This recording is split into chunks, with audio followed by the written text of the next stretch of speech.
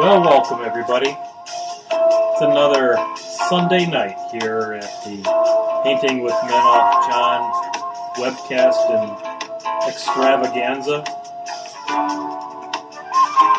Yes, Meek, you should know that this is nothing but a professional podcast. We start exactly on time. It's very exciting here. We've got a lot of the regulars, a lot of the legends there in the Painting with Men Off John chat room. Shout out to Tad Go. Shout out to Neek. Got some new faces in there too. Got some Philly in mind. Not sure how to take that. We got some Jake Sheely in there. So I want to welcome all of you, whether you've been here many times in the past or if this is your maiden voyage on the good ship Painting with Men Off John. I'm gonna go ahead and take this opportunity to bring in my co-host, the co-host with the host. Yes, we're talking about the one and only, the man with the Yeti hat, John Spencer. Technically, that's a Wampa. That is a Wampa hat. I saw that on another website. I want to say it was, some kind of a geekware thing, and I immediately thought of you. Yeah, I got mine up in New Jersey at All Things Fun, hosted a tournament that was judged by Stubbs. Oh, God, you poor son of a bitch had to be there with Stubbs. He actually sold me on it. He was wearing it, and I'm like, I need that hat. He was actually wearing it, huh? Did he show you the gash in his ass? I think this was pre-gash in his ass. Okay.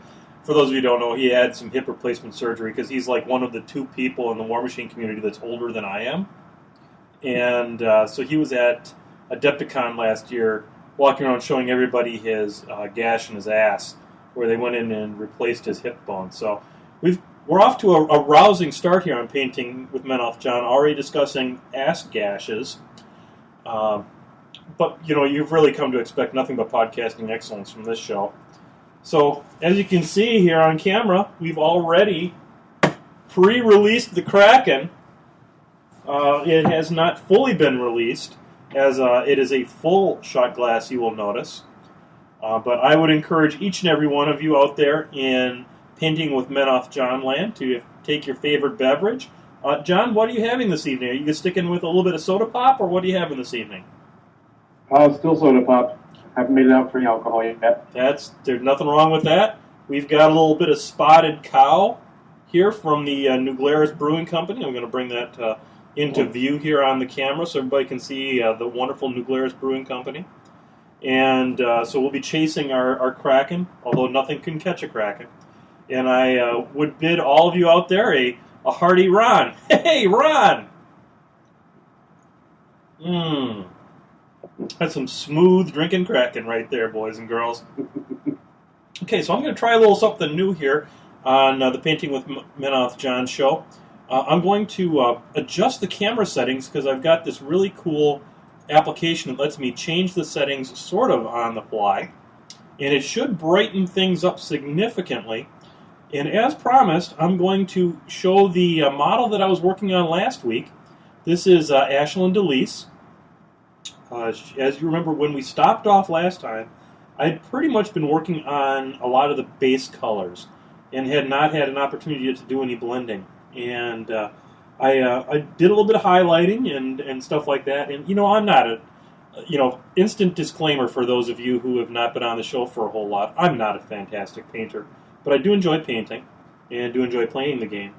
And so I'm using a little bit of MkII blue for the shading, then a little bit of Signar blue highlight to bring up the highlights on the purple, and then I came back with the purple again just to kind of soften the edges on it a little bit. And you know what? I'm pretty happy with her. It's the first model I've painted in quite some time. Are you able to see that pretty well out there, John? Yeah, it looks good. It looks sweet. Cool. So I'm done with her for now, and she'll be starring in a little list that I'm calling. Let's see. I'm gonna call the list Critical Mass because it's a Highborn Covenant list with about every critical effect I can find. It's got I'm going to go ahead and put my shot glass of Kraken back into the shot so people are looking at something other than just hearing my voice. It's going to have 2 mules. It's got the Horgan hold. It's got all kinds of different models with critical effects on them so that when I pop roulette, all kinds of stupid happens.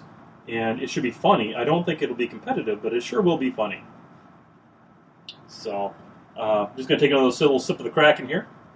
All right. So tonight, go ahead, John. See, that sounds like it'll be good fun.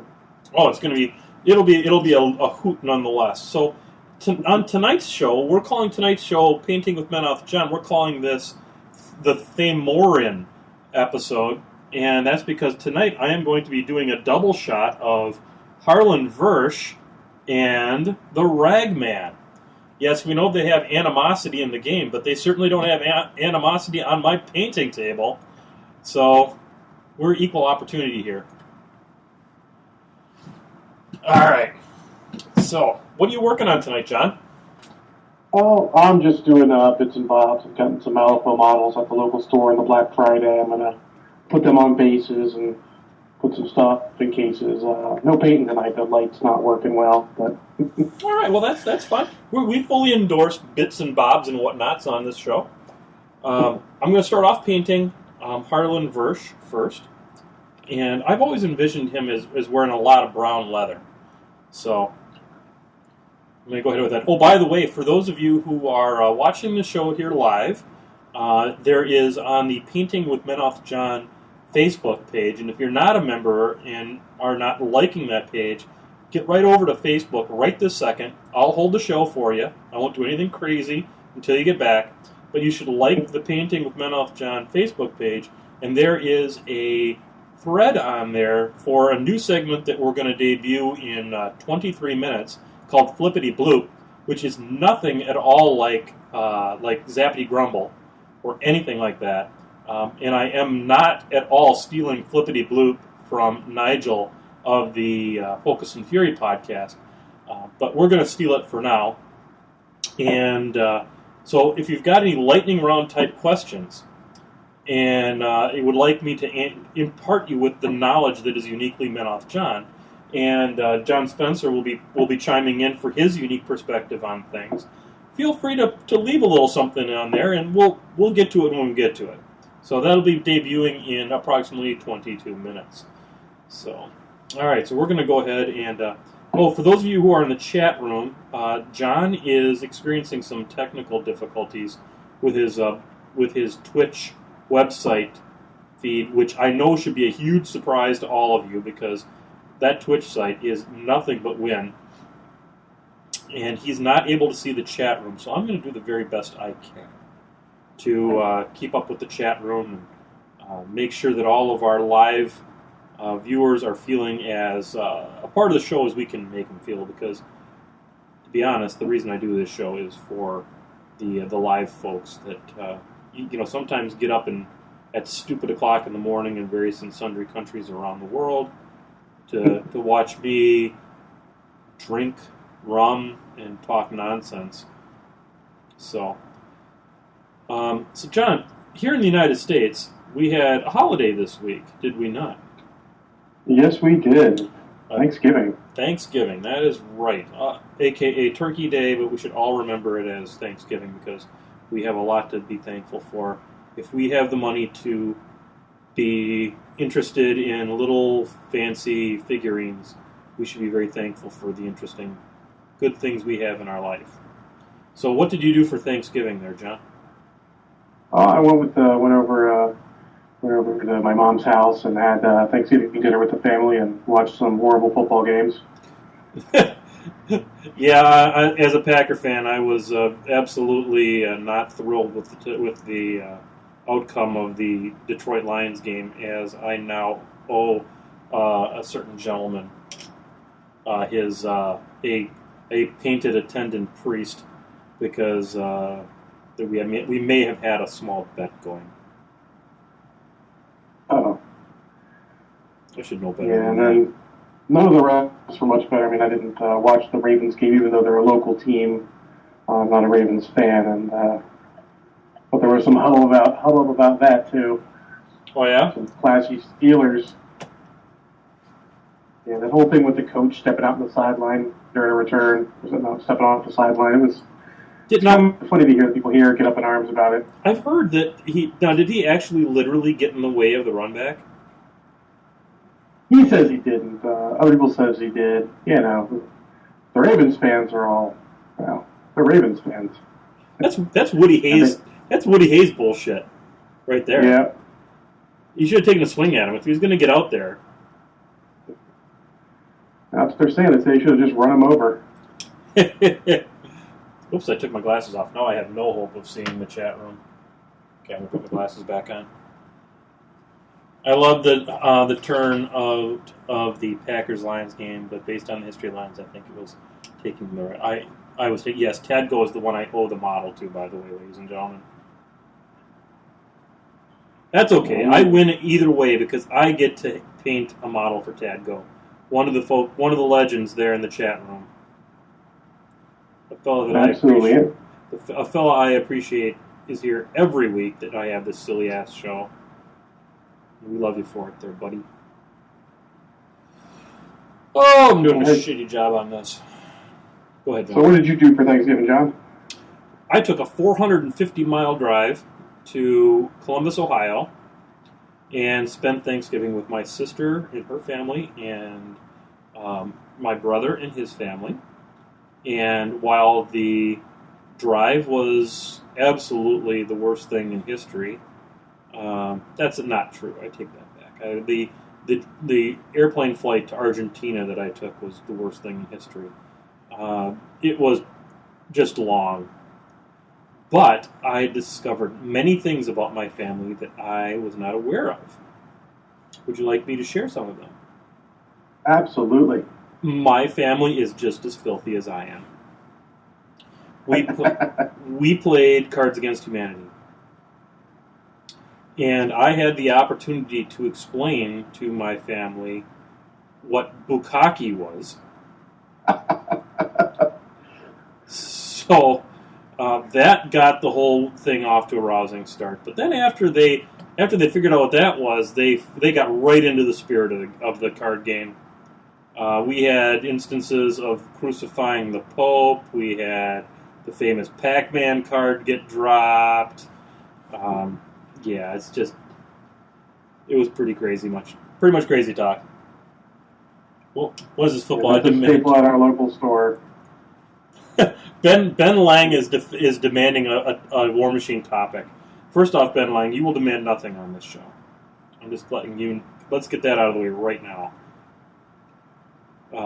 Then the second thing we'll say is that that was probably the end of the sports talk. So. Yeah. Anyway, you were saying, John, about you were going to say make a comment about Cards Against Humanity. Oh yeah, that's a big staple in our local store. We played it twice Black Friday. Nice.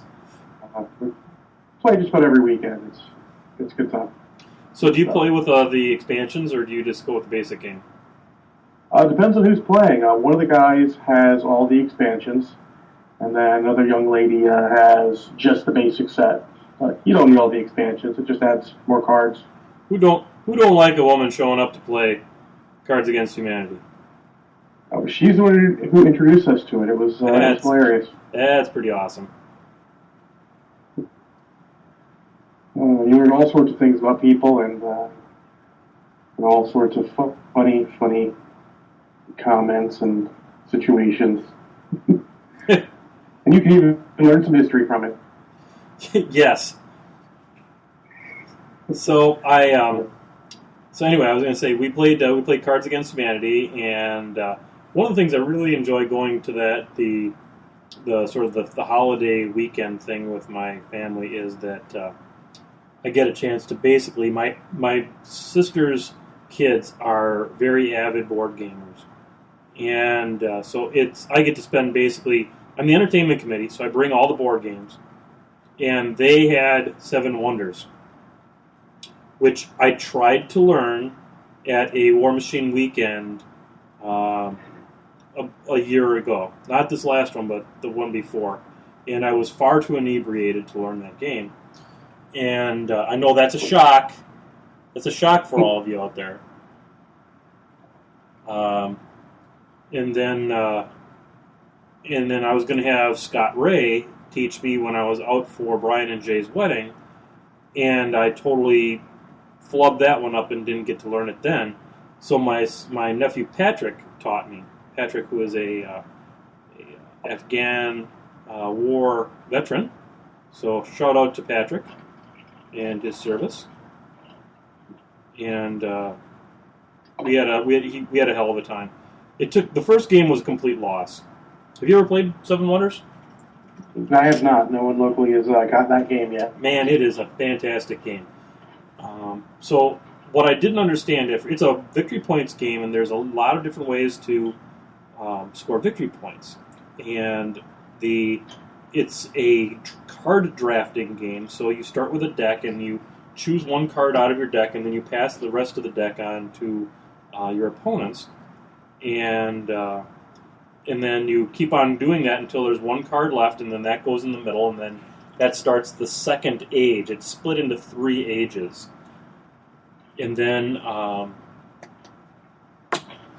there's a so you in order to lay certain cards down, you have to go ahead and pay for them with resources. So the strategy that I didn't do the first game was get a lot of resources out there at first so that you can buy good cards in the second age, and then go ahead and go victory point crazy in the third age. Gotcha. And I didn't get that at first, and I ended up king-making my niece, which was totally unacceptable. Okay, so I'm done with Harlan for a little bit. I'm going to let all his leather kind of hang out there. And I'm going to go with Ragman.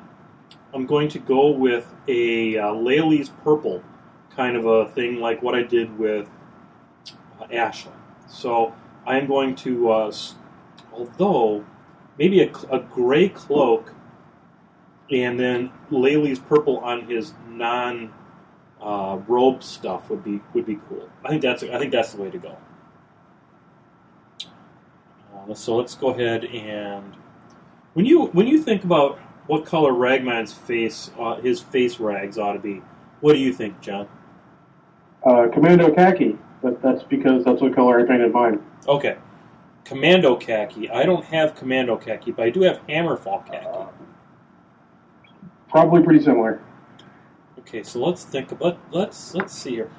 I'm just gonna dry brush that and see what it does.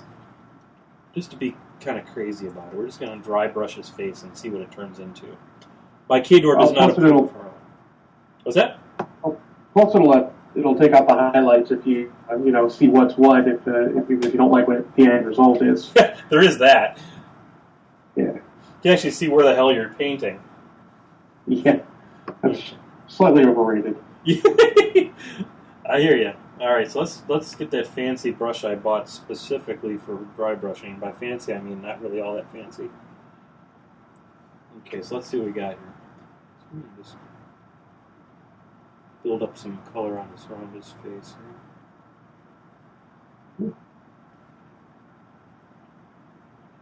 Let's see here. So yeah, that was fun. We played. I introduced them to the game Love Letter, which was a tremendous hit. We played a game of Formula Day halfway through, and then was it Formula Day or Formula D? Formula D. It was not the original version. And there we go. At least I can see his silly ass face. And you know what I might do is I might just come back with a white and then just really bring out the highlights on it even a little bit higher and just call his face done at that point. I like it. And I can spot some wash in there just to kind of darken up the low lights. Yeah, that's what I'm going to do. Okay, we're going to put this away. And then I'm going to blend a little jackbone in there.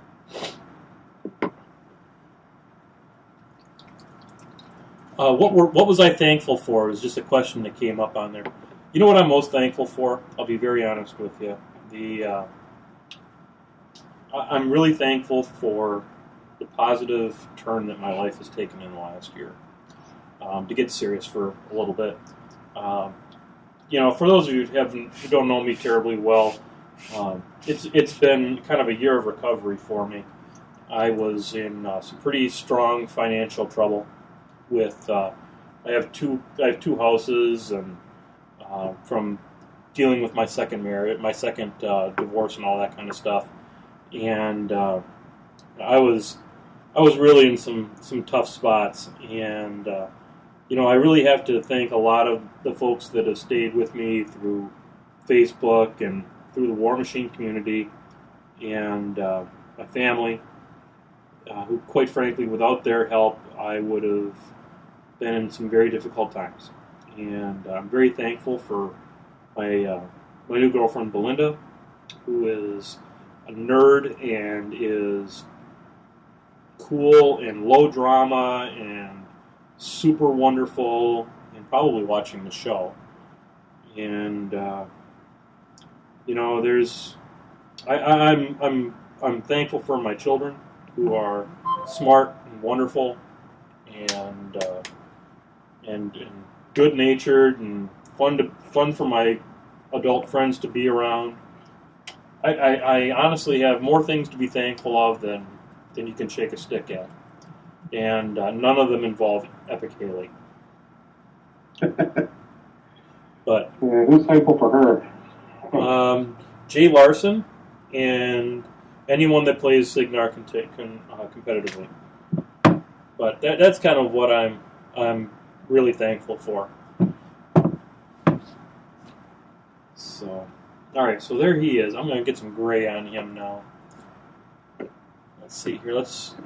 Maybe a lighter gray would be fun. What about you, Cran Eater? What are you thankful for? Let's see what the folks in the chat room have to say that they're thankful for. Cran Eater's a great name, by the way. According to the statistics, we got 14 people watching the show right now, Joe.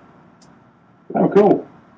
I can see that, but that's about where it stops for my that and videos. What I got.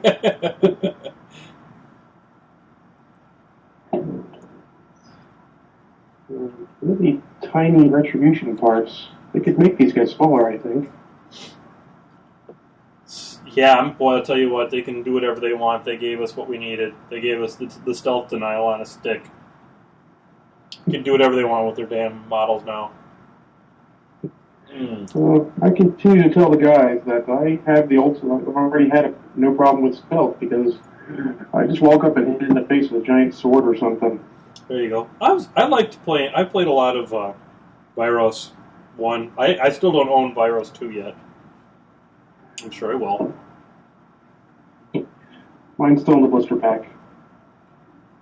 Man, I've done so many ponies. I've gotten to use not much cavalry, mostly steelheads all I use. I had Stormlights and I had Signar, but didn't get to use them too often. Never got to use Lattimore in a game. Lattimore's fun. Only used Brocker once. More cavalry. That's what I want. So I did get to use Dester Thanes on Friday night, and they were good stuff. Dester Thanes are super awesome. One charge across half the battlefield, it seems, and Pia dead, which was good, because she was becoming slightly annoying. Yeah, I mean, the fact that they just sit there and they pop off 4 shots and go, "How you like me now?" And their stats are crazy. That 8 and 7 is silly good. Yep. And are they range 10 or 12 on their lances? 10, I think, right? I think it's 10. Yeah. They're POW 12, so I think it's 10, yeah. I was doing mostly close range. My Protectorate was not shy in getting close. Especially with Krios, too. He definitely wanted to be in close to get some of his shenanigans going. Yeah, buddy. It was a good game. So I'm going to be playing my Harbinger list that I've been playing at tournaments on Tuesday. I'm going to be playing that. And it's an interesting little list because I call it Project Foundation. So have you ever read any of the Foundation novels by Isaac Asimov? No, I have not. Okay, the Foundation series is about a... Now we're going to turn this into the Painting with Menoth John book club. The premise of it is there's a gentleman by the name of Hari Seldon who has developed this thing called psycho history. And what it does is it looks at... It can't work on the individual level, but it works on the large level, the sort of the psychology of the mob. And what it does is it predicts the future based upon these emergent behaviors of the larger world. And so what I did was I built a Harbinger list based on all of the Harbinger lists from the WTC. And I took the most used models that were teamed with Harbinger and put those all together, and then filled in a few gaps where there were natural synergies that had to happen because of a certain other model getting dropped. Like, you don't field a Vessel of Judgment without at least 2 mechanics in the list. That's fair. And I built that list, and it has been pretty successful. The first time I debuted it was down in Chicago, and I took second place in a tournament down there with it. And I ended up going against Jordan Knock, who is kind of a big deal in this meta. And I'm pretty proud of how I did. And then I team it with Epic Fiora. So I've got a list with Harbinger that I play in non-killbox scenarios, and then I play Fiora if there's a kill box, or if I need to crack some armor because I've got Bastions and I have Judicator in the Fiora list. And it's also kitted out to deal well with stealth and stealth and anything that's incorporeal, because it's got Rovan and his bodyguards in it, and it's got Ayana and Holt. And so it's got a lot of fixers in that Epic Fiora list. But it's pretty fun. It's got a lot of jam to it. Someday I should start probably putting up my really lousy lists on the Facebook site so people can see what a terrible War Machine player I really am. I'm a half-ass painter and a terrible War Machine player, so go figure it out. I fit right in then. Yeah, exactly. That's why we're such an awesome team. Yeah. So I did win the last big tournament, one of the last two tournaments we had here locally. Cool. With Mercenaries. Nice. Way to go, man. Yeah. They didn't make it Divide and Conquer, so I just played Mad Hammer the whole time because he's fun. Yep. He's made of win. There's no two ways about it. Yeah, Jordan is a seriously great player. He is good. I wish I would have given him a better match. This was a comment by Ben Lang. I don't know why I'm paying so much attention to Ben Lang. I hate that guy. He is and he knows that I love him. I'm just giving him the business. He is one of the best people in our local meta, and I killboxed. We were playing 2014. And I was playing a scenario that had a kill box, and I accidentally, for no reason at all, kill boxed myself, and then he scored 3 points on the subsequent turn, and he was playing, it was Harbinger, and he was playing Harbinger, yes, and I was playing Fiora 2, because I figured I'll just set this sucker on fire and watch him burn to death. And that strategy would have worked had the game lasted long enough for me to actually, get in and contest some zones. But that was not to be. it happened. It happened in my last tournament. I was in the driver's seat. I had one round, did a alias on turn 1 or turn 2. He let balls. I killed his Archangel. He feeded it back. I almost killed it again, but he managed to score a 3-point turn and win the game. I was like, "Ugh." Yep. So upset. But he ended up winning, so it was okay. I don't mind losing to the eventual winner. There you go. How's Tadgo's paint is all put away? Yeah, Tadgo's moving. So. Oh, is he? Yep. Where are you He's moving to? in Michigan, right? Yeah, he's somewhere near Flint. Which is, I still win the bet because he has to live near Flint. My first wife is from Bay City, Tadgo, so I know the area. Where are you moving to, Tadgo? I gotta do something here with all of this. Oh, there's some flesh over there I should have painted up. Missed the flesh. I moved 2 miles away from where I was, so it basically went out of the shitter and into the hole. Is that what I'm hearing? I'm just kidding. Could be worse. It could be moving to Bay City.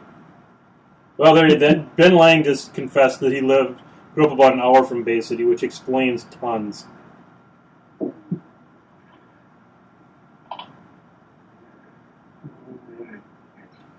Before I worked for Starbucks and before I worked for General Mills, actually, when I was in college, I was a co-op engineer for Dow Chemical. And so that's where I got to know the loveliness that is Central Michigan. Gotcha. So let's see. It is 7:32. That means it's time for Fippity Bloop, a new segment here. John, do you have open the Painting with MkII John Facebook site? I do. Excellent. Would you please read us the first Fippity Bloop? All right. First one is from Scott Hebel II. Be at Adepticon next April. I am planning on being at Adepticon next April.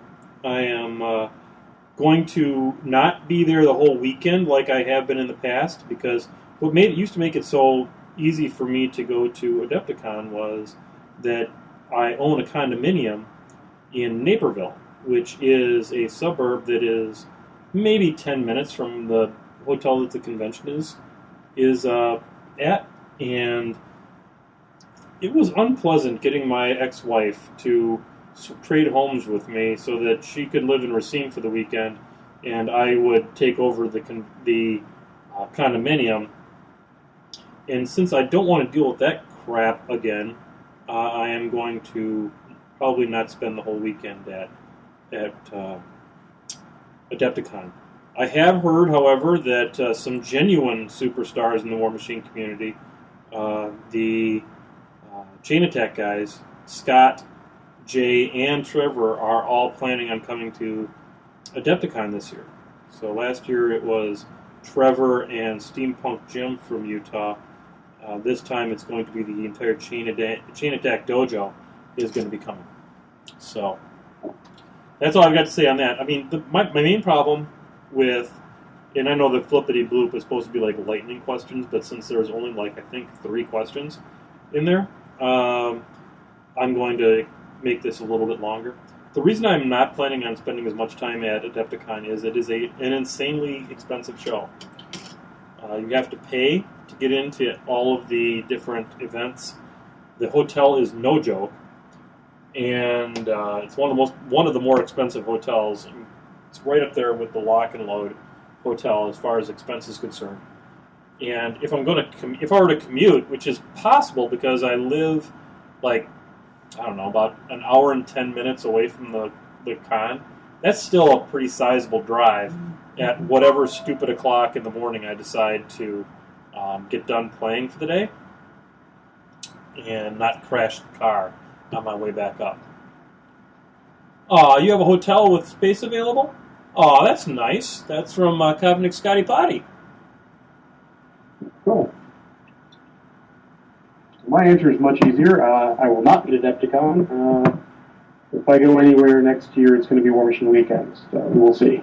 Ooh, that's awesome. What a great show that is. Yeah, so, second question. Okay.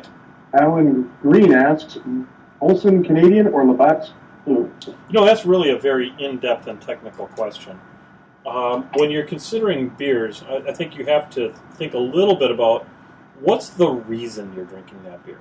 Now, I'm going to say that because this is a painting video cast, but the reason you're choosing your beer is because you want a smooth drinking beer to accompany your Kraken. And I'm going to go with Molson Canadian on this one. And the reason I'm going to say Molson Canadian on this is I find it to be a slightly smoother, more drinkable, more sophisticated Canadian beer.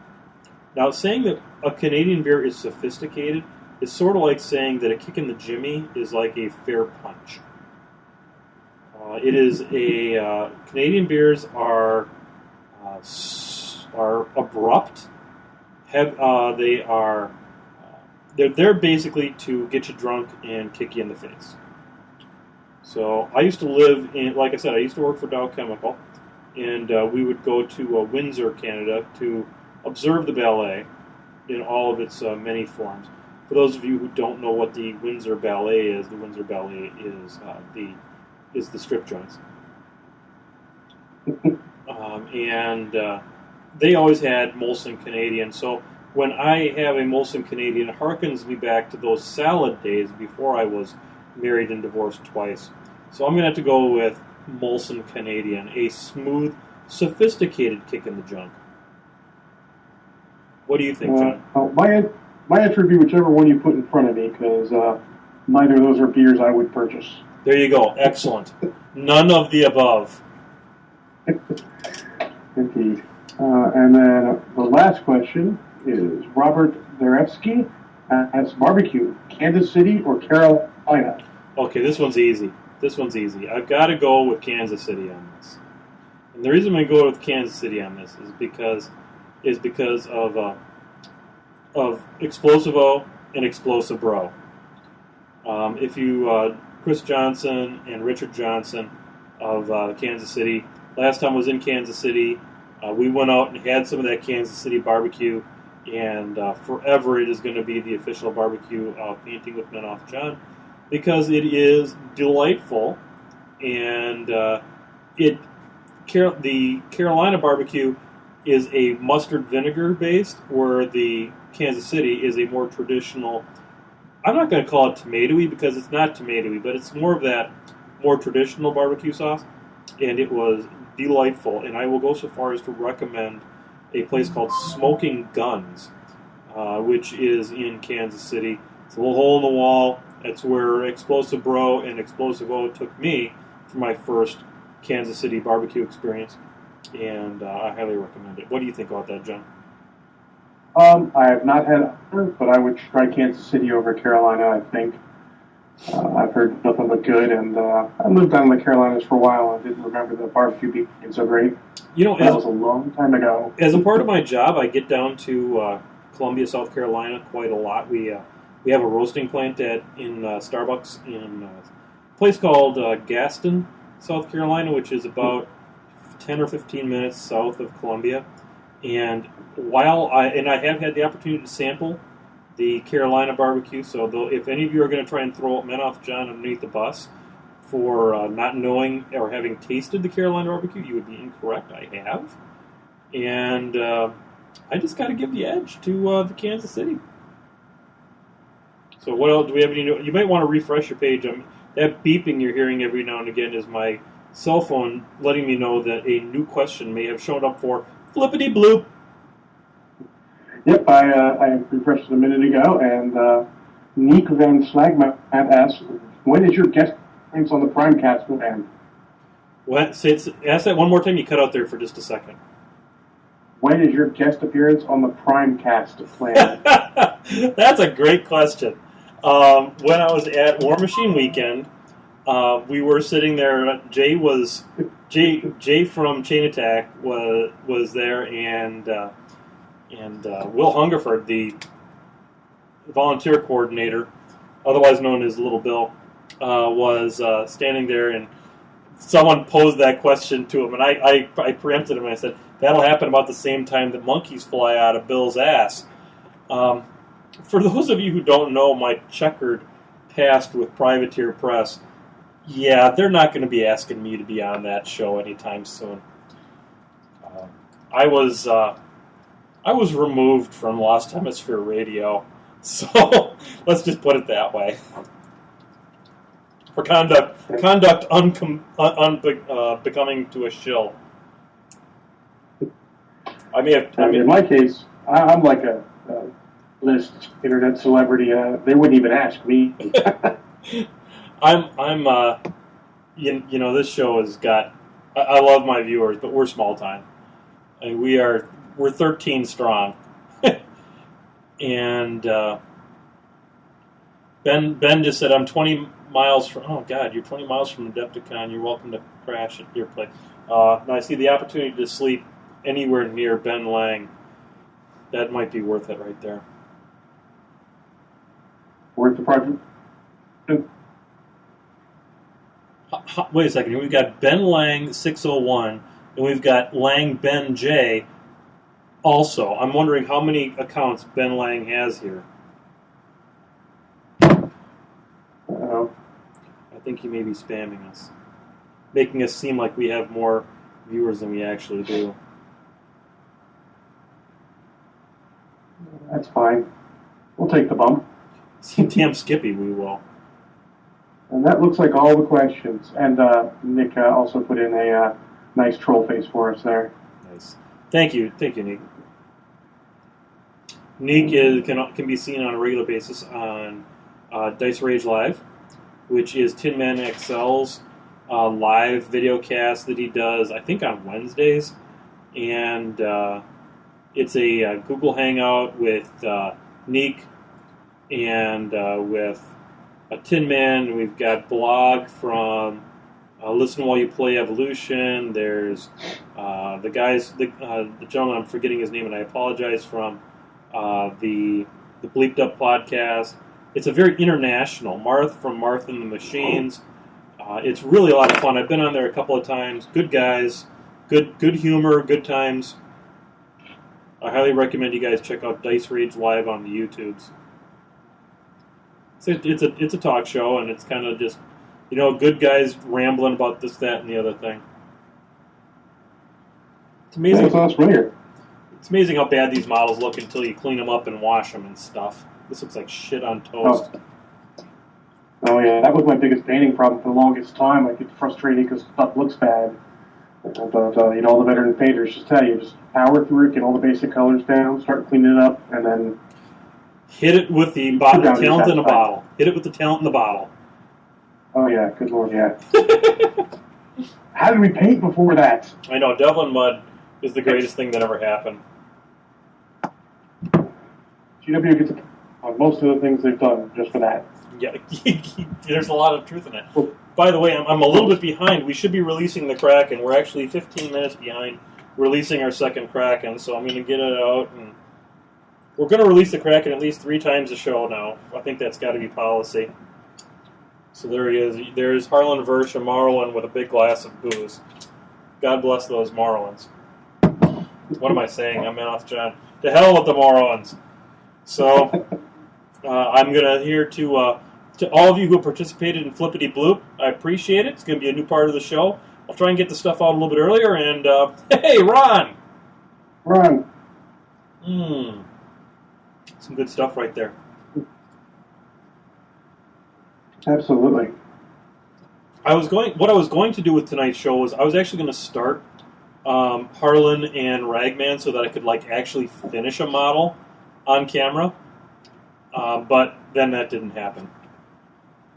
Okay, we're going to flip back to Ragman, and we're going to go back to the Exile Blue, which worked out so well as an undercoat. That worked out, I think, really slick. Heard a rumor you were back on. Yeah, hey, Edifo's back. That's awesome. Edifo, welcome back. Another one of the chat room legends. All right.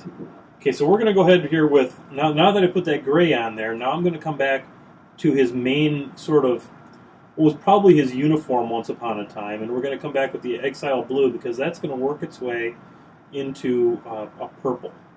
We're going to try to do the same thing we did with Ashlyn, but we're going to do it on here. Oh, guess what I bought the other day, John? Oh, what'd you get? I bought a Bob Ross t-shirt. It's going to be awesome. Oh, and I have another announcement. For those of you who are going to TempleCon, we are going to have a team in the team tournament. It's going to be MkII John and his nuts. And because we all know how much Bob loved his squirrels. So my nuts are going to be Brett Painter, super awesome guy, and Devil Squid. So I've got an A-list team with my F-list skills. And we are going to have a great time. I'm going to be cosplaying as Bob Ross. And I've heard tell that there may be T-shirts that identify Jan Phalange, otherwise known as Devil Squid, as left nut, and then Brett Painter as right nut. Oh, that should be amusing. It's going to be amusing and amusing. Oh, I didn't just do that. I just stole from them. That's a sign of good podcasting. Okay, so we're Oh, it's fine. Oh, yeah. I fucking care. Oops, I just dropped the F-bomb. This suddenly became explicit.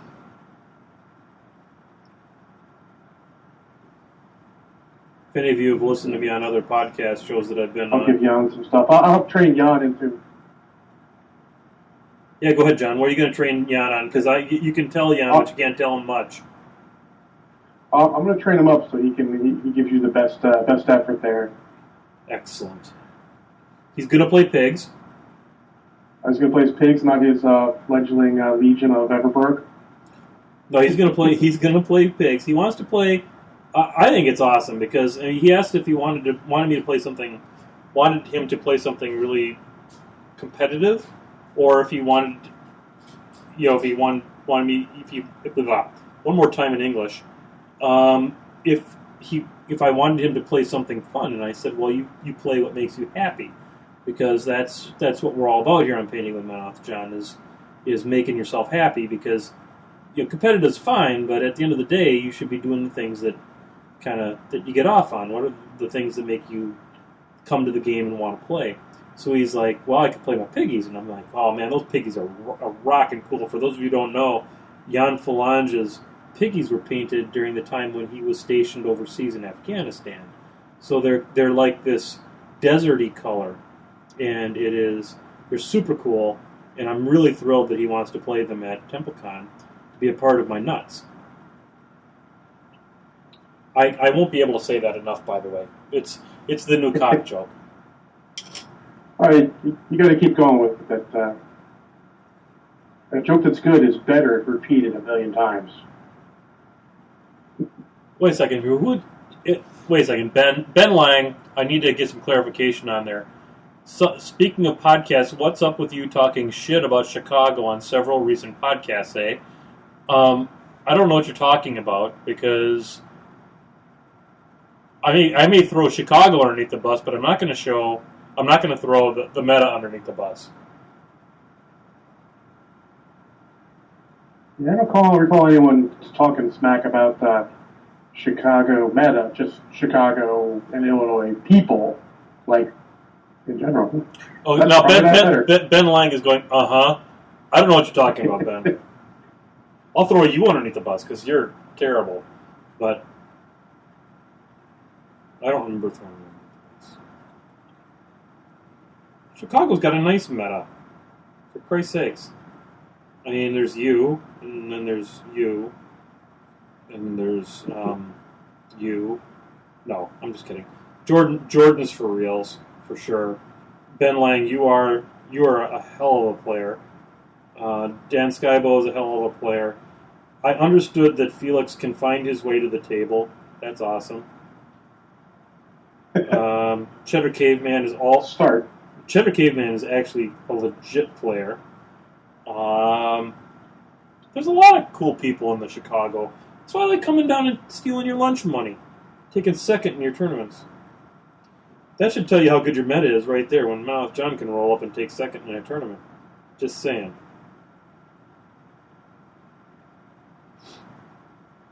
That being said, I love going down to the Dice Dojo because actually, Ben, yes, you do need to get Cheddar to travel because if he could just break out, he would impress a lot of folks. He's straight up legit.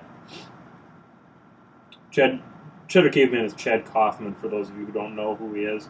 He is a super cool guy and just got married, so that's no excuse. He needs to get out there and uphold the tradition of the Chicago meta, which is pretty much getting rolled by Madison. That's the tradition of the Chicago meta. But there's some really awesome players in Madison. It's okay, we've been rolling up and taking first-in-year tourneys. This is true. This is true. The Milwaukee meta is developing. We'll call ourselves that. We're developing. That's a nice way of saying we suck out loud.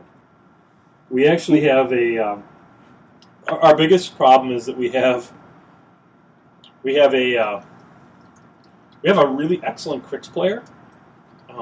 His name's Adam Ball, and but he's a Crix hipster, in the same way that Scott Ray is a Crix hipster. So he actually went to the finals at Adepticon against Jason Watt and gave Jason Watt all he could stand. So that should give you an idea how good he is. But through some of this and some of that, he ended up not winning that match. And he is absolutely legit. He is a great Coven player who has now gone and gotten rid of all of his Crix. So he doesn't have Crix anymore. So we won't see him playing Coven anymore because it's gone.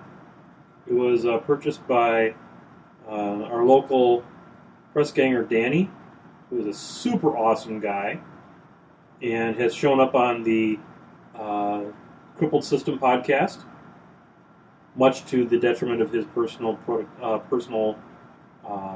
reputation.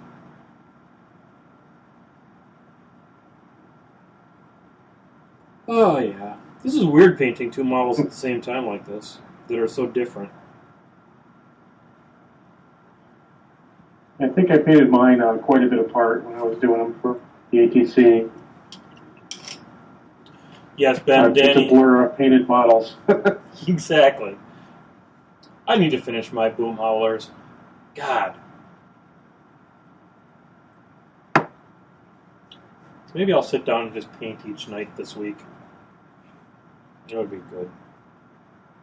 I could just turn on the camera and just do unofficial painting with Menoth Johns. So here we have... What's that, John? So that's true. You can do that. Yeah. Just turn it on. People watching. Yeah. Shoot the shit. Yeah, I don't... Neek, if you want to, paint these boom haulers, I'll frickin' send them to the Netherlands. I'd totally be down with that. Neek's fairly talented, by the way, in case all y'all didn't know. I've seen some of his stuff, and he is really talented. So... Now I gotta figure... I think I'm gonna put... Bragman, I'm gonna put you aside. I'm gonna come back here to Harlan. I gotta figure out what to do with Harlan's pants.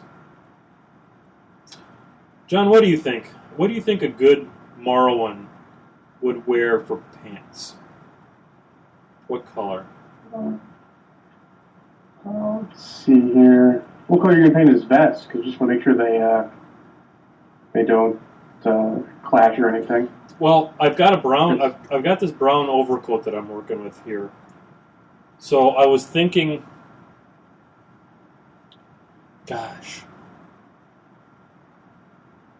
Is there a running theme color through your mercenaries he's going to play with? I don't make myself beholden to a color scheme so much with my mercs because they're mercs, and I want them to look a little different. Mm-hmm. Military. Mine, I think I went with Thornwood Green because that's sort of like I put a little bit of green on all the models somewhere or other just to keep them somewhat tied together. I like that suggestion a lot, and Edifo in the chat room is echoing that with the gray or military green. I like that idea. I'm thinking a trader green. I'm thinking that a trader green might be a good way to as a nice contrast for that brown leather. Yeah. Yeah. So I'm going to shake this up, and I'm going to put a little bit of that on here. I'm going to do the best I can to not F up my leathers when I do this, but thanks to the miracle of repainting, we can fix that. On next week's show, by the way, I'm planning on painting Wrong Eye and Snapjaw. Sweet. I need some color on him, or he's not going to pop off the table. I'd actually prefer him not to pop, because I want him to live. No, just kidding. You're right, I do need to get some color on him, though. That was from Ben Lang again.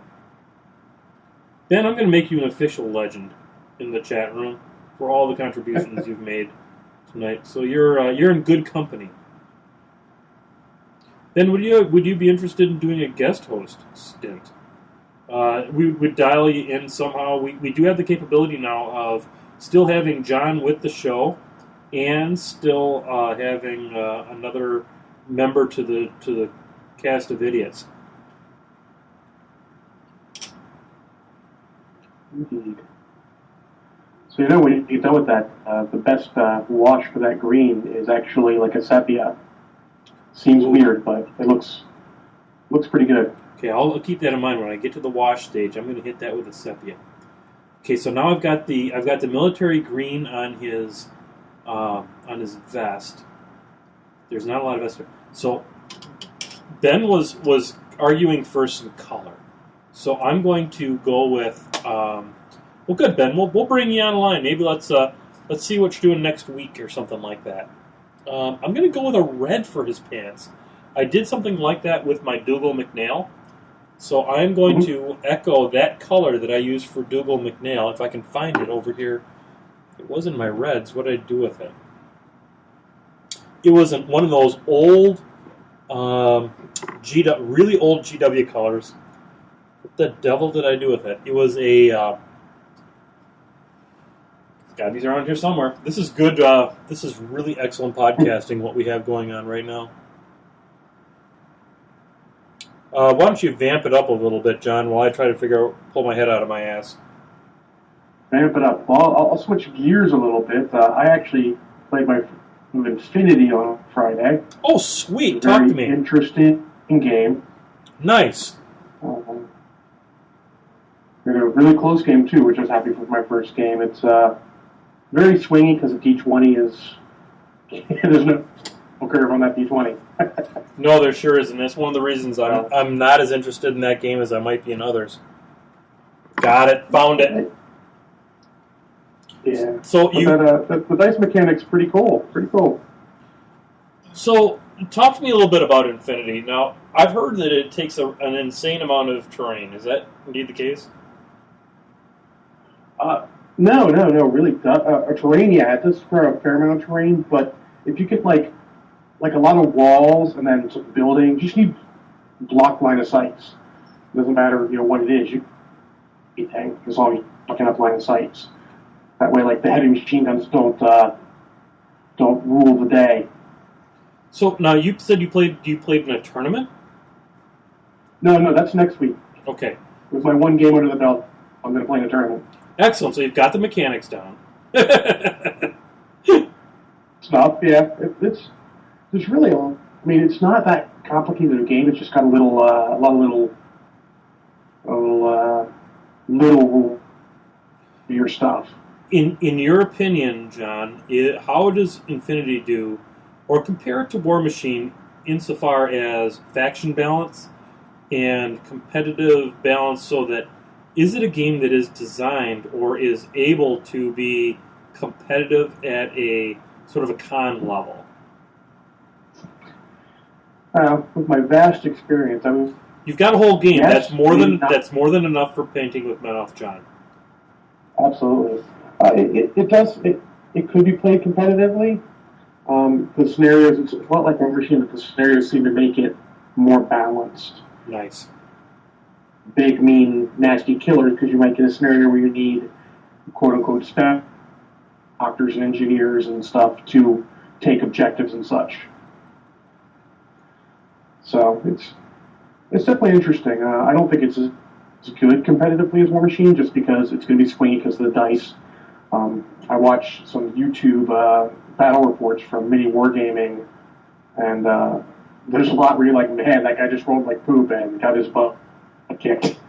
Man, I really am liking Mini Wargaming on YouTube.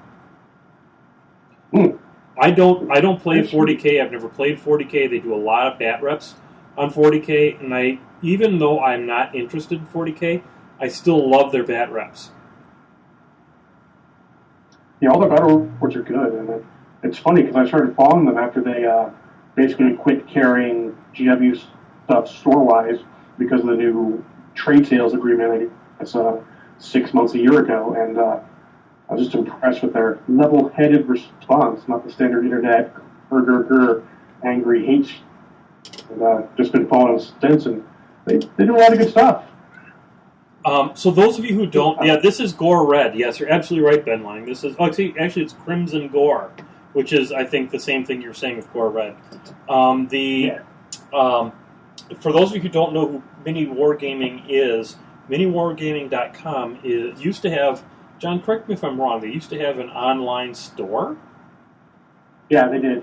And they got out of that business because of the GW change in the sales, as you mentioned. And but they have continued. They have a what they call the Vault, which is they have videos and bat reps. That's like a membership type site, and but the personalities that they have on there, they have Owen, who's known as the Cooler, and then they've got another fellow that plays a lot of chaos, who's wild and crazy, and who has just written a book, children's book based on Mini Wargaming. It's something about orcs. They're just silly enough, and that they're fun to listen to. I love watching their 40K stuff because for me, it's the 40K. The problem I have with 40K is it's cinematic and not competitive, so I don't play the game because I prefer a competitive type game. But they so enjoy what they're doing that I just love watching their bat reps, and it's kind of the new standard for me when I'm going ahead and assembling models. So I totally, I recommend thoroughly Mini Wargaming on the YouTubes.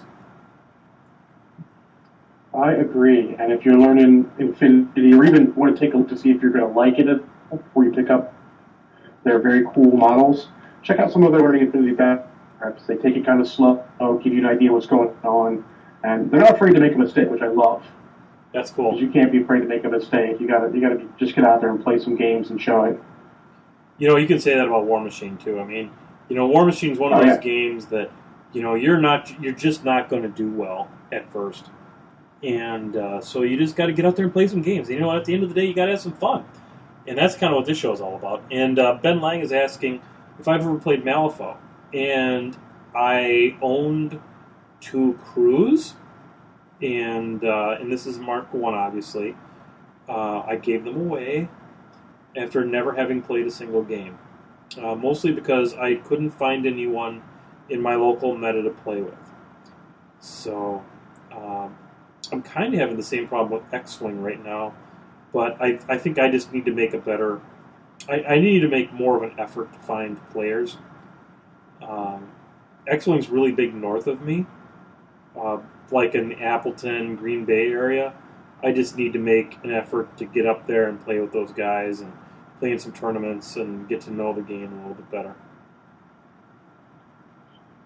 I play both Malifaux and X-Wing. I enjoy them both. I haven't played any games of new Malifaux yet.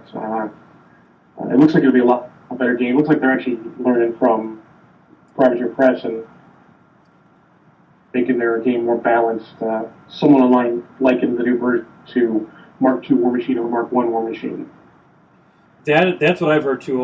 A very good friend of mine from back in Logan, Utah, a gentleman by the name of Jason Tuttle, who used to be all in on the War Machine, is now a henchman for Malifaux and is all in on the Malifaux, and he swears by the game. So I'm gonna give a shout out there for Jason Tuttle, and I wouldn't mind if sometime we're together we can play a little bit of Malifaux. I'd be more than happy to learn. I think every experience I've had with you, Ben, you've been an excellent teacher and things like that, and you're always a man of infinite jest to play with. So I think it'd be good times. We always have good times when we're together. Ben and I also have excellent games whenever we get to play at the War Machine. Except for when we're playing Who's the Boss, and he just owns the world at Who's the Boss. Working on ours, none of us got to play Who's the Boss. I mean, one guy got to at Adepticon or Gen Con or something, but we're building up the casters ourselves locally to run some events. The store wants to run some Wounded Warrior Foundation events for a fundraiser, so we figured that'd be a good format. Yep, seems like a good one. Good God, now the problem with releasing the Kraken late is that you've got to release the Kraken early. So I'm getting the third shot out here.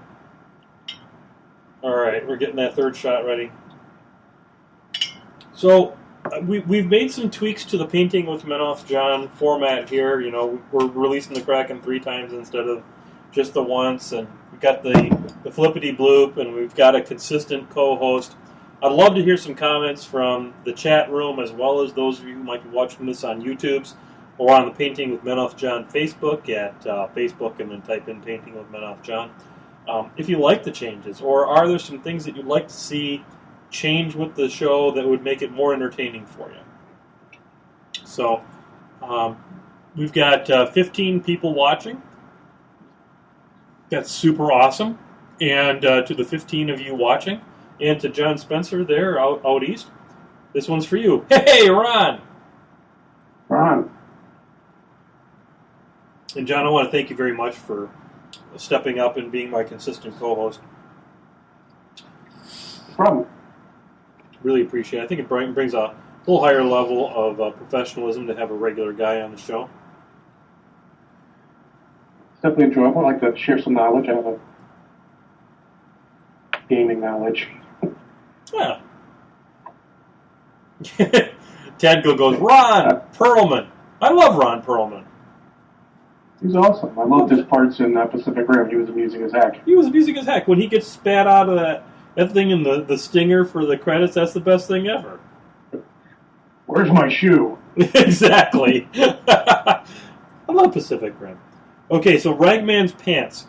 What should we go with Ragman's Pants? I'm gonna kick this over to Nevendar, who is responsible for the pink boom howlers. What do you think his pants should be there, Mr. Christopher? While he's thinking about that and considering his commentary. Yeah, I put you on the spot there, Chris. Sorry about that. I don't know what the hell I was going to say, but that's okay. We like random here on Painting with Menoth John. Yeah, I probably shouldn't spoil too much of Pacific Rim, but I'll go ahead and. I mean, it's a very fun movie. Oh, you know what I was watching? Here's a hint. How you know you found a good girlfriend?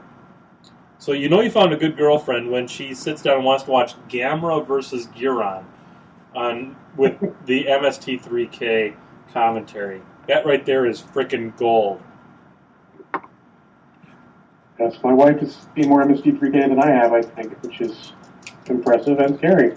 That's awesome. Yeah, I know. I used to live in Twin Cities, and so I got to see them just after they had broken out of the community access television thing. So blackish gray, really dark, or the mandatory pink. I don't think pink's going to happen this time, buddy. Although, what was I going to... I just busted out a brown here. Where was I going to go with this brown? You know what? Brown pants. I like brown pants. Because it's going to look good next to that gray. Yeah, black and gray would just end up blending in the background too much. I think Chris is... I hate to say it, but I think Chris is 100% wrong on this one. So... Well, no one bats 1,000. No, we love you, Chris, but this time you're wrong. I'm just going to say it. I have to tell you like a brother. Because you've been a host. You know what it's like. I'd like to also state that these are... my Ragman is mounted on a Dragon Forge design base. Yeah, notice he's looking good. Yeah, he's coming together. He's got work to do. He's got to stand behind my my galleon and make him extra awesome. I just bought a goblin. Stand behind my galleon and make him not doused. Yep, I got a goblin tinker. He is in the blister. He is not assembled, but he will probably get that way tomorrow. Well, be careful when you're putting them together because it's like a 4-point joint, both arms attached at the wrists, and then holding the handles for the wagon, and they attach to the wagon. Oh, you're freaking kidding me! Not careful when I was not careful when I put mine together, so I had to cut one of the handles shorter so his wagon looks pretty screwed up. Oh, that's horrifying! Why would they do that? They yes. Oh, do you have Super Dungeon Explorer? I do not, but I've played a bit of it. Technically, I'm a playtester, but we haven't gotten much playtesting yet. Have you taken a good hard look at Starfire the Dragon? Mm-hmm. That sucker's got 4 or 5 simultaneous land points on it. Yeah. It's the worst model I've ever had to put together this side of NIS. Well, mine are still in the box. God, NIS are just the fucking worst. Well, funny note, I brought my box of shame, as I call it, to the store, stuff together. And one of my buddies crawls up and is like, "Hey, John, can I..." Sure, here you go. I hand him the box. yeah, there you go. All you gotta do is assemble them. Yeah. Okay, I am going to... I've been using some old GW models as stand-ins. They're tough. They really are hard. They're 7 pieces for each model, and you know how small those models are. They're just. I'd also like to get people's I know this is a little random and off topic, but I'd also like to get people's impressions if they think the video is improved over the old Mark I broadcasts. You know, I bought this camera, and I like it. I just would like to get some feedback from it. The mere fact that I have the ability to tweak the brightness and stuff the way that I'm doing, I think I'm able to show a lot more of what I'm actually painting while we talk about shenanigans and whatnot. If it looks better on my end, let's hear what they say too. Yeah, the video is better. Good, Ed. Well, thank you very much. And you were back there. Yeah, 1,000 times better, says Neek. That's awesome. That's good. Well, thanks, guys. I appreciate that. You know, the old camera found a new home with a good cause. I gave it to my ex-wife so that I can help with my son's math homework and such. And as it turns out, that camera was actually designed for doing that kind of a thing where you set it up over a piece of paper and are showing it to someone else. It maybe wasn't as good here, so I'm gonna give a shout out to Maddie K of Endgamegaming.net, endgamegaming.net. He was the one that recommended this particular. It's a Logitech 920C I'm very happy with it. And if you're going to use it with a Macintosh, which is what I use mine with, my PowerBook, my MacBook Pro, PowerBook. Jesus, I'm showing my age. There's a thing called. I'm going to look up exactly what the name of it is, so I don't give you guys the wrong one. It's called Webcam Settings. It's an app. It costs $2.99, and it really allows you to fine tune. And you'll notice that today that you're able to see things a lot better. You're able to see the colors better this week than you were last week. It's a lot brighter, and that is a new setting that I discovered, and it is much, much better than what it was before. So, all right, so there we go. So absolutely love his videos on YouTube. I'm trying to see all's in focus for your hands when they're up close. The grid is focused in really well, and the model is pretty good when it is not moving real fast. Yeah, I've played some games. I've turned the autofocus off on it, and the reason I did that is you can see all the old man folds in my skin where the elasticity has left my skin. It's really disgusting. Look at that. That's horrifying right there on the camera. And it seems to have improved. So I will do my level best to not move the model any more than I absolutely have to in order to get the effects that I'm shooting for.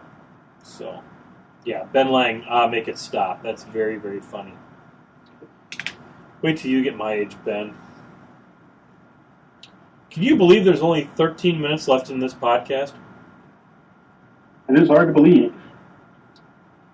The time has gone very fast, and there's only just a little bit of rum left in this shot glass.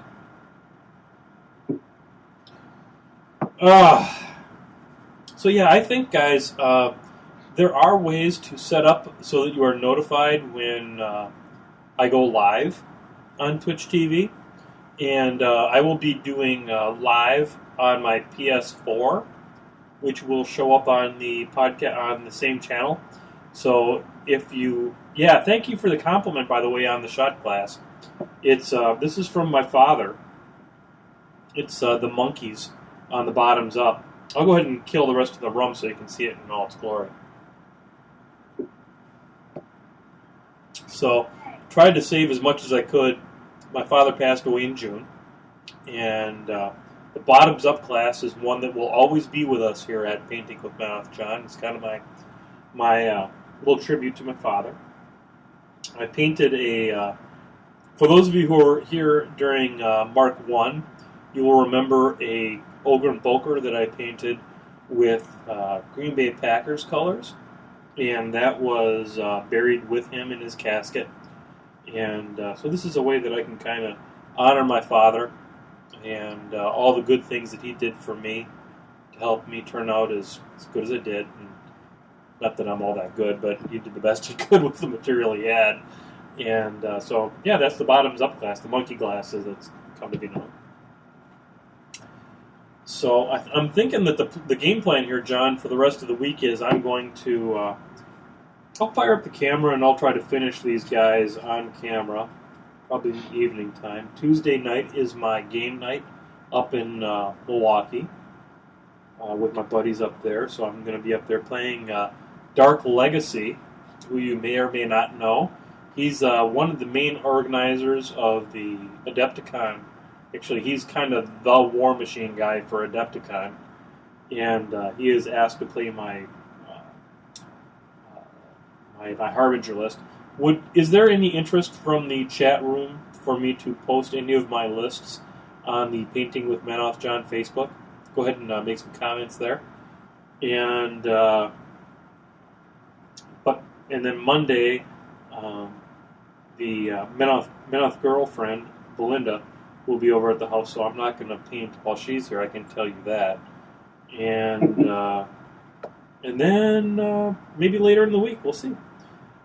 Lich Lord Charlie will be coming here on Friday to spend the weekend with me, and I'm very excited about that. And then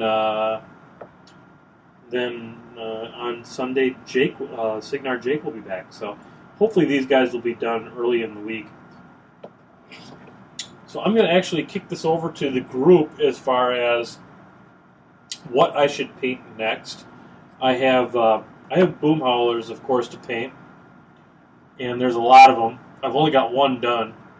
There is also I have the option of painting some warjacks. Excuse me, I have some warjacks. Well, I threw up on my camera there. Yeah, that would have been terrible. I have a mule that needs to be painted. I have a rover that needs to be painted. Pics of the dog, and paint your girlfriend. I absolutely do want to paint my girlfriend. And my gut tells me not on camera. She's probably going to be okay with that. So, yeah, wrong eye and snap jaw. Okay, well, that's good. Paint a jack. Break out the airbrush and do boom howlers. Ben, I have not the skills to do airbrushing on the boom howlers.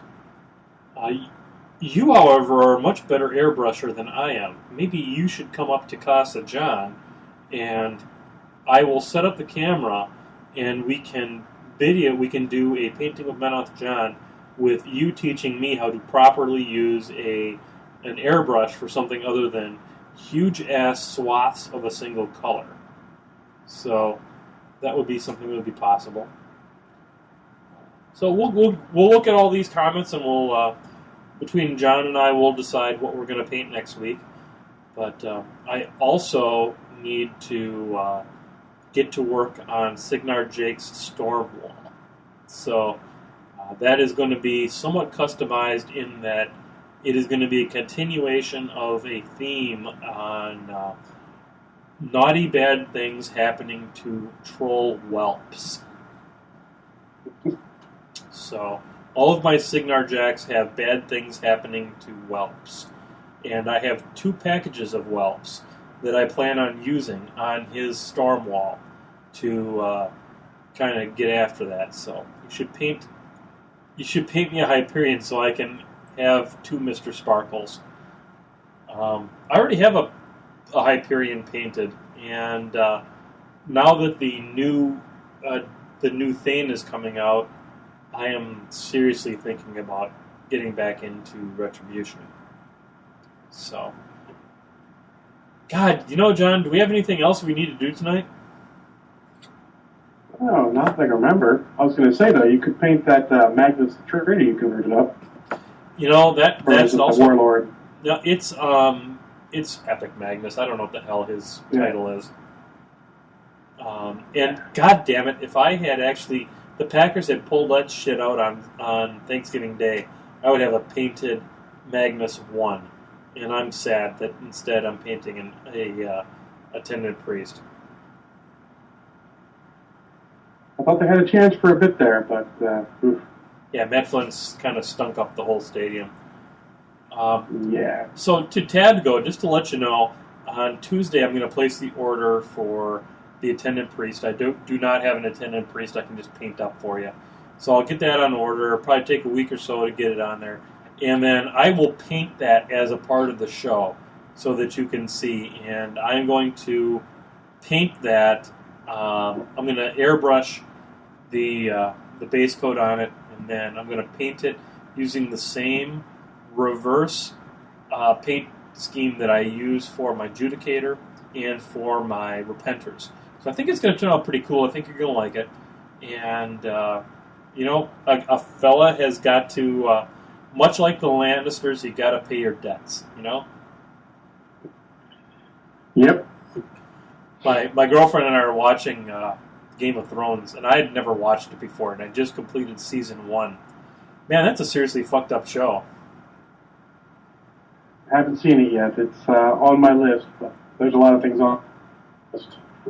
You need to watch Game of Thrones. It's that good. I'll have to take a look and see if they have it on Amazon Prime. Don't know. I know that they have it if your ex-wife has cable and you know her username and password. You can stream it to your television. Fair enough. But there were some rumors about the Retcaster at War Machine Weekend. If true, you'll be happy. Yeah, I'm already happy with the Thane, but I've heard those rumors, and yes, I will be happy. I've also heard some rumors about Resnick 2, and even if he has what I think to be his innate ability, which is the rack ability, which, as long as he's got a focus on him, he is immune to shooting, I will take it. So, and that would be legit. It's legit and it's fluffy, which makes me think it could happen. So, all right, guys, John. Unless you've got anything else, I think I'm probably gonna wrap this episode up. What do you think, John? No, I think we're ready to go. I want to thank everybody in the chat room, because literally you 14 folks are the reason that we do this show. It is absolutely a gathering of friends here on Painting with MkII, John. So to all of you out there, I issue you a hearty and welcome. Hey, Ron! And we're going to see you at the same time, 7 p.m. Central, here on Twitch TV. And we're going to make this a regular gathering of friends here on Twitch TV. So all of y'all, come back next week. We're going to have the shenanigans. We're going to have John Spencer. And I'm going to kick up the volume here so we can go out with the theme that made us famous. Good night, everybody. Good night, all. Have a good one. We'll talk to you next week. Good night from the Painting with MkII, John